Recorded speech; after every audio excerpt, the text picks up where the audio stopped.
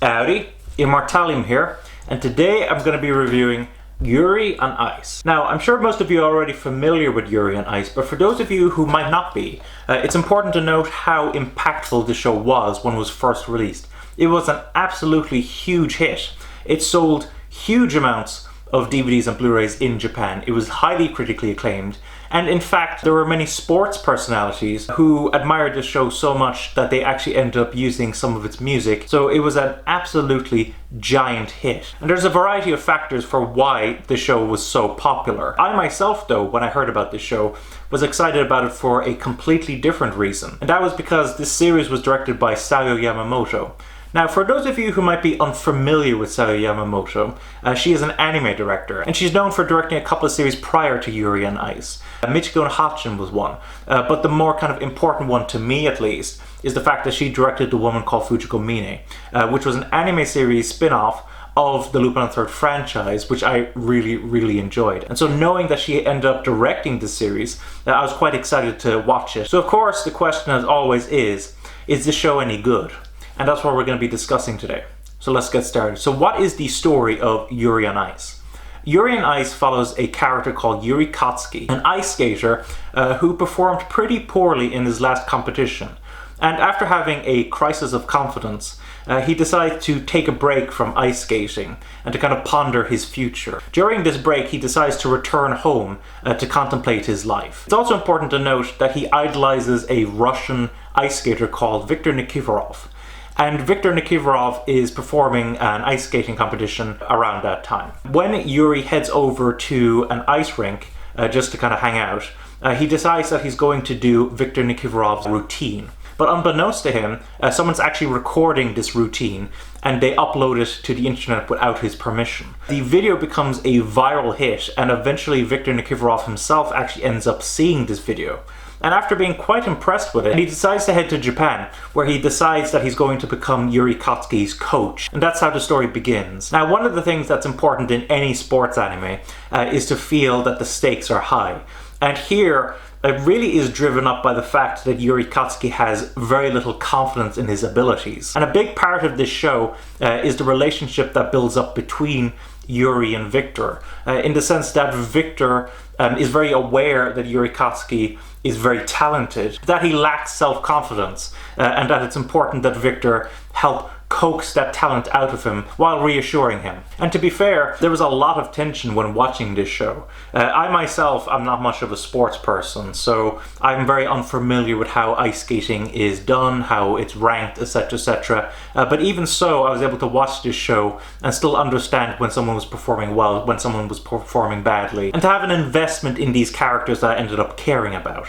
And speaking of the characters, I think it's important to note that one of my kind of more major criticisms of the show, and that is that there are too many characters. I don't even need a clip to show this. In fact, if I just show you the cover for this box, you will see that there is an absolutely huge amount of characters in this, and keep in mind that these are only the skaters. There's also a wide variety of non-skaters that act as coaches, that are family to these characters. It's important to note that this series is only 12 episodes long, and I think that they were a bit ambitious in terms of the amount of characters that they ended up introducing. While many of the characters are wonderful, I do think it's a bit of a shame that so much time is spent on characters that don't really contribute to the overall story, that are kind of just there as competitors. So I think this series would have been better if they cut out some of the characters and spent more time focusing on the kind of main characters. But speaking of the main characters, I do have to say that the main characters are wonderful.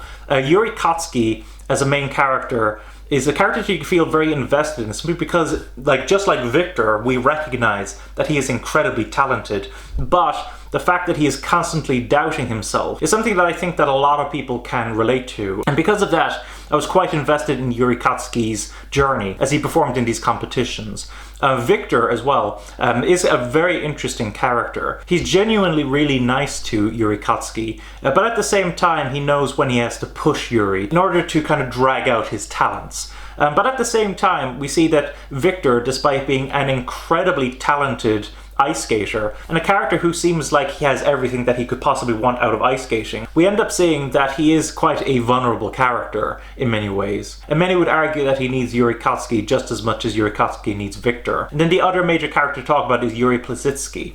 Now, Yuri Plisitsky is a Russian ice skater, a friend to Victor, and he feels quite intimidated when Victor decides that he's going to be coaching Yuri Kotsky. And while it takes some time for us to be able to get to know the character of Yuri Plisitsky, a bit of his background, a bit of the way he is, because his introduction in the show is actually exceptionally aggressive. But we do come to understand him, and he begins to kind of come out of his shell after a while when it comes to hanging out with the main characters. So I think the three of them work very, very well as main characters. I just do have to point out the fact that I think there are too many characters in this show and that many of them could have been trimmed out. Now, with regards to the animation, the animation here was done by Studio Mappa. And of course, being an ice skating series, it's very important that the ice skating scenes are very well done. And I do have to say that there's some really, really lovely animation here when it comes to the ice skating. It's very fluid, it's very sleek. It really shows you the beauty of the sport, and I was very pleased by it. Now, it does have to be said that because these ice skaters are performing routines, stuff that they're trying to kind of emulate over and over again, there is quite a bit of repetition when it comes to the animation. Admittedly, one kind of advantage of this is that you're being kind of eagle-eyed. You're watching this animation and you're seeing, like, how is this going to be different than before? Is this person going to make a quick kind of little mistake? Is someone going to make a big mistake? Are they going to do even better than they were before? So from that perspective, the repetition of the ice skating animation is quite good. But I do have to confess that I was mildly surprised at how similar many of these ice skating routines were. The rest of the animation is pretty good. Characters move pretty smoothly. The character designs are pretty pleasant for the most part, with a lot of very kind of slim, sleek character designs, very perfectly suited to ice skating. So overall, even though the animation did end up getting a little bit repetitive here and there, in general, I think this is a very well animated series. With regards to the music, now, the music that stands out most to me in this show is the music that's being played during the routines. And we have a lot of very wide and diverse ranges of music that are played from people all around the world. From pop songs to kind of more classical music to kind of rock songs, etc., etc. There is a lot of very nice music that is played here. But outside of the ice skating scenes, while the music is far more subtle, it does very well to work with the emotions that the characters are going through. Admittedly, as with many other shows, I do find some of the music that's played during some of the more comedic scenes slightly grating. But in general, I think the music here is very, very good, and I think people will be very pleasantly surprised by the wide variety of high quality music here. Now, with regards to the voice acting, now the copy that I have here has both the Japanese voice performances as well as the English voice performances. Now, I chose to watch the show in the English dub.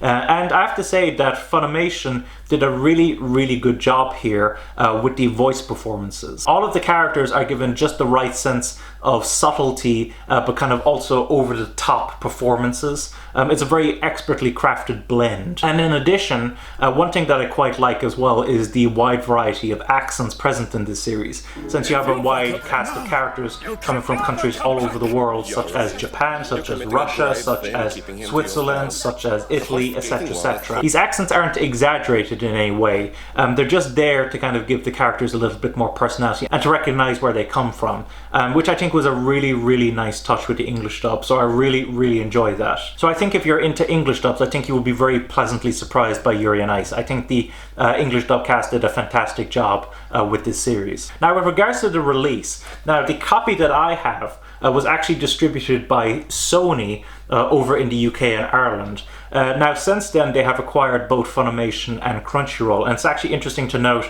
that on this box, they actually do list both Crunchyroll and Funimation as being involved with the distribution. Since then, I don't believe I've seen too many other Sony releases. I believe now they're releasing these series through Funimation UK. But it is an interesting fact to note. Now, this box set comes with both DVDs and Blu-ray versions of this show, which is always a nice addition. But beyond that, in terms of extras, there isn't too much, although there is one that is particularly noteworthy. As with many other anime series, we get Texas opening and ending scenes. We also get a commentary on the 11th episode, which is quite nice. But the main thing that most people will be probably interested in terms of extras is the inclusion of an OVA. It actually follows Yuri Plasitsky as he does an ice skating performance. And it is quite short, and in terms of story content, it doesn't actually end up adding anything to the series. But it is very lovingly animated, and it's definitely worth a watch if you watched the series, just to admire the artistry involved with it, as well as the music, etc, etc. So that was a very nice addition, but beyond that, there aren't that many other extras. But still, overall, it's a respectable package. So overall, what are my thoughts on Yuri on Ice? I ended up enjoying this show quite a bit, and while I wouldn't go so far as to say that it is a masterpiece, I think that it is quite flawed when it comes to the sheer number of characters that it ambitiously tries to cram into the story. I still greatly enjoyed this show, and I would definitely recommend that if you're into ice skating, if you're into sports anime, etc, etc, that you give this show a chance. It is actually quite a good show, and I enjoyed it quite a bit, and I'm quite interested to see how the movie will continue on the story. So that was my review of Yuri on Ice. Hopefully you enjoyed the video. Let me know your thoughts on Yuri on Ice. Do you think it deserves all the praise? What are some of the flaws that you yourself might have noticed while watching the show? Do you agree with me on that there are too many characters? Do you disagree with me on that? What are your thoughts on the OVA if you've seen it? Are you excited about the upcoming movie that'll act as a sequel to this series? And of course, if you have any additional information on this series, on the movie, etc, etc, please leave it in the comments below. And of course, if you want to support the channel, I would encourage you to use my Amazon affiliate links, as well as my brand new Right Stuff affiliate link in the description below. When you buy anime and manga through these affiliate links, not only are you supporting me, not only are you supporting the channel, but you're also supporting the anime and manga industries. So I'd highly encourage you to purchase your anime and manga through those affiliate links. Thanks for watching. Don't forget to comment, rate, subscribe, and bye-bye.